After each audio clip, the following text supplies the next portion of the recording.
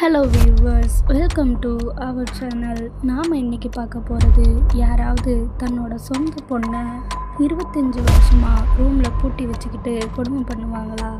ஆனால் இங்கே ஒரு தாய் தன்னோட பொண்ணை 25 வருஷமாக ரூமில் பூட்டி வச்சு கொடுமை பண்ணியிருக்காங்க. வாங்க பார்க்கலாம். மறக்காமல் நம்ம சேனலை சப்ஸ்கிரைப் பண்ணுங்கள், ஷேர் பண்ணுங்கள், லைக் பண்ணுங்கள் அண்ட் அந்த பெல் ஐக்கானையும் தட்டி விட்டுருங்க. ஃப்ரான்ஸில் இருக்க போலீஸ் ஸ்டேஷனுக்கு சடனாக ஒரு கால் வருது.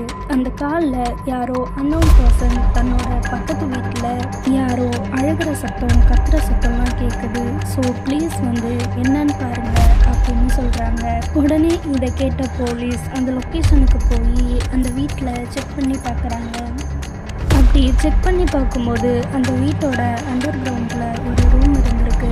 அந்த ரூமில் ஒரு பொண்ணு பல வருஷமாக சங்கிலியால் கட்ட போட்டிருக்கா. அவளை சுற்றி நிறைய அழுகின பொருட்கள் மற்றும் பூச்சியெல்லாம் இருக்குது. அது மட்டும் இல்லாமல் அந்த ரூம் பார்க்கவே பயங்கரமாக இருக்குது. அந்த பொண்ணோட உடம்பெல்லாம் காயமாக இருக்குது. அவள் ரொம்ப துன்புறுத்தப்பட்டு வயசாகி சாக போகிற நிலைமையில இருக்கா. இந்த நிலைமையில இந்த பொண்ணு ஏன் இவ்வளோ வருஷமாக சங்கிலியால் அவங்க அம்மாவால் கட்டப்பட்டிருக்காங்க. அவங்க அம்மாவை அரெஸ்ட் பண்ணி விசாரணை செய்யும்போது தான் தெரிய வருது.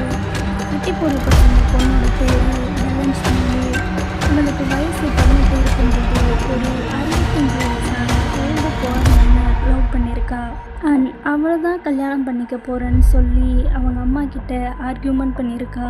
இதனால் கோவமான அவளுடைய அம்மா ரூமில் கட்டி போட்டு 25 வருஷமாக அடைச்சி வச்சு சொந்த பொண்ணுன்னு கூட பார்க்காம கொடுமைப்படுத்தியிருக்காங்க.